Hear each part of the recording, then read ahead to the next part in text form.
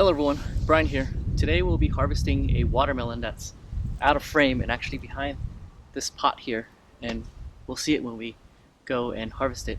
But just real quick, as far as growing watermelon, they're actually a lot harder to grow than it seems like it would be. It's not definitely not one of those plants where you can put the seed in the ground and you get something back like a pumpkin.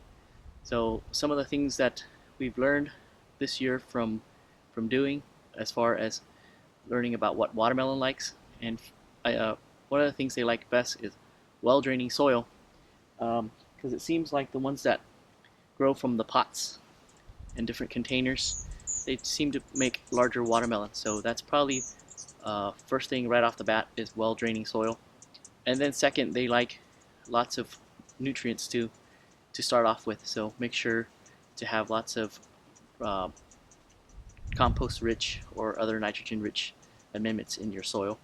And they probably like calcium because anything that fruits generally likes calcium.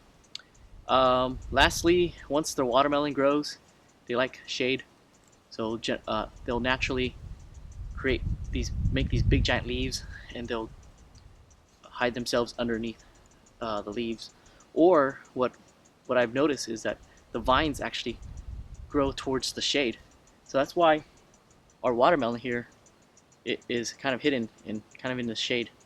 Saw this with not one but two, three, or four watermelons this year. So something to keep in mind when you have your watermelons is when they grow and they have leaves on top of them, not to trim the leaves off and expose them to the sun.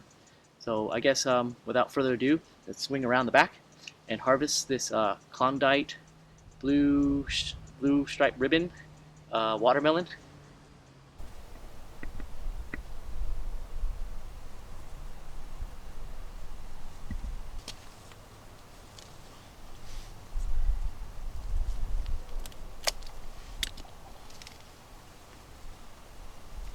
Here's our Klondike striped blue ribbon watermelon. It's an heirloom watermelon that was bred in California. Um, Not as big as we would like it to be, but it's got a good shape nonetheless. And it looks like I'm holding a dinosaur egg. Let's go ahead and cut into it and see what it looks like.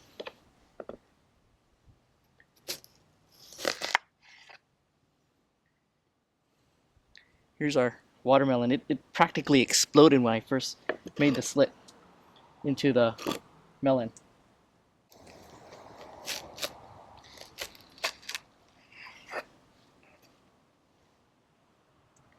It's got a lot of seeds, so we'll definitely be saving these seeds, and we're definitely going to be planting from with these seeds because they're likely to be acclimated to our climate with each planting.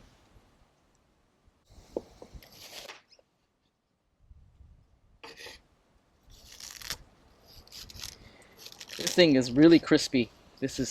I'm cutting this and it looks like it's just kind of exploding apart, so we know it's going to be really crispy.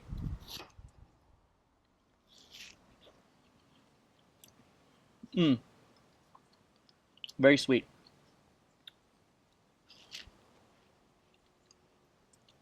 It's a very good watermelon. Crispy, very watery watermelon. So here once again is our Klondike striped blue ribbon heirloom watermelon, and very likely our last watermelon harvest for the year. We have a moon and star watermelon that's really tiny and very likely to get just a bite-sized watermelon from it. But definitely looking forward to next year where we will try to grow these watermelons again, and then one other variety, the orange glow, which we have seeds for, and we'll plant those. So once again, watermelon likes well-draining soil. They like warm weather. They like nutrient-rich soil just to get the leaves going so that the leaves can collect the sun. And they like shade. The fruit, the actual fruit, likes shade. So if you grow a watermelon, make sure you provide it shade, or else it'll get sunburned and you won't get a good tasting watermelon. So yeah, so that's pretty much the wrap up for this year. We grew the mountain yellow sweet watermelon for the first time. We tried the Ziyong Sweet watermelon from the Gardens Across America project. We got a little tiny watermelon back. And then the other one we tried is the Moon and Stars, and we are getting a little tiny one back as well. So, yeah, what is it right now? October. So we'll have to look forward to maybe March before we can plant our seeds for watermelon. So hopefully we'll get bigger watermelons next year. Um, and I guess that's pretty much our watermelon for 2016. Thanks for coming out and checking out this Klondike blue Klondike stripe blue ribbon heirloom watermelon. So until the next video, we'll catch you later, and happy gardening.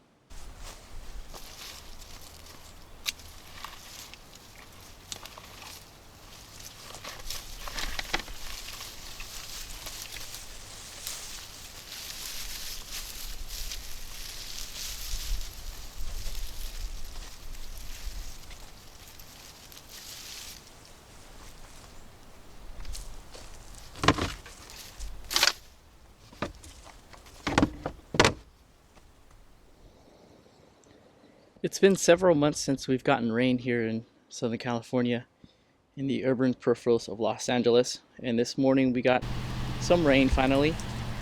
And here in the permaculture resort garden, we've done some work in anticipation for the rain by creating this swale down here.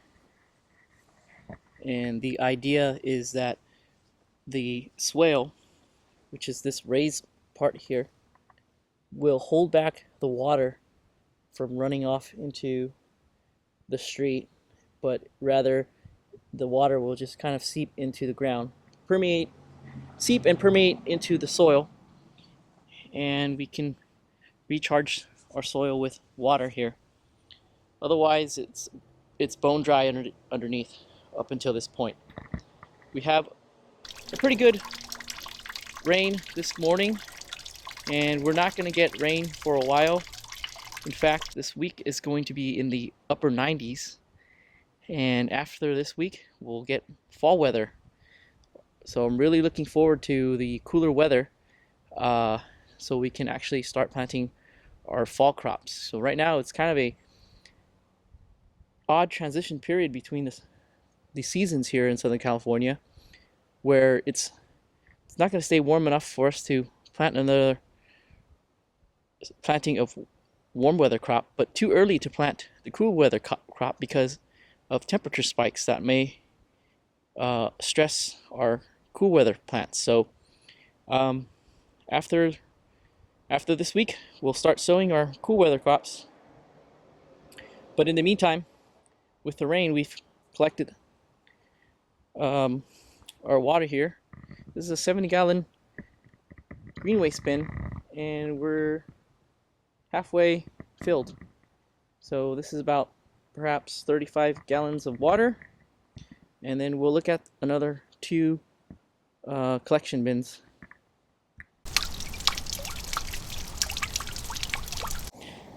Out here in front we have another drum. This is 55 gallons of rainwater.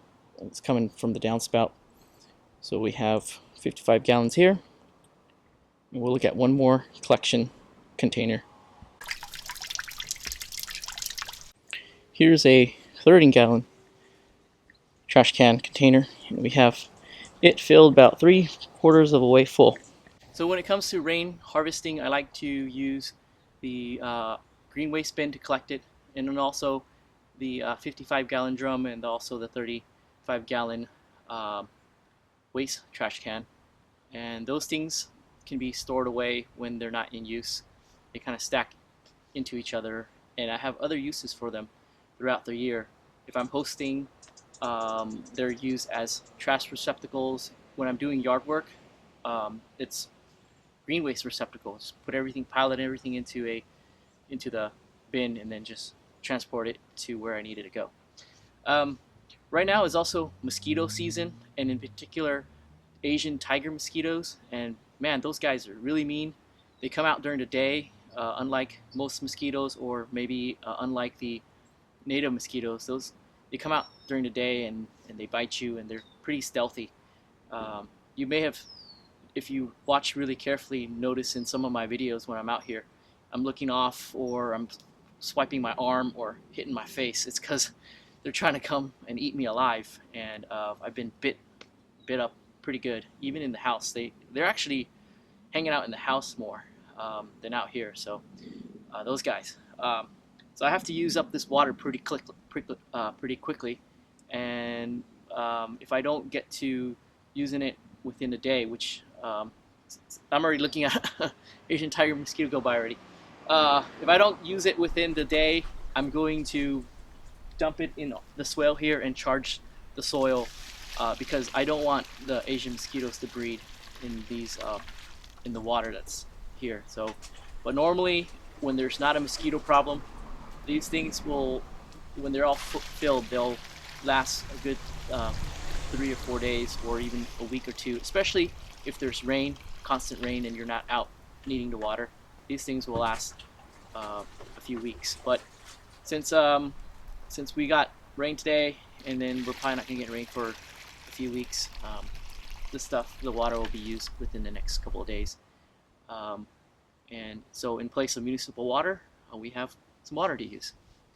Yeah, so that's something that we're happy about, is the rain that we got this morning, and it's been several months, and we're looking forward to more rain.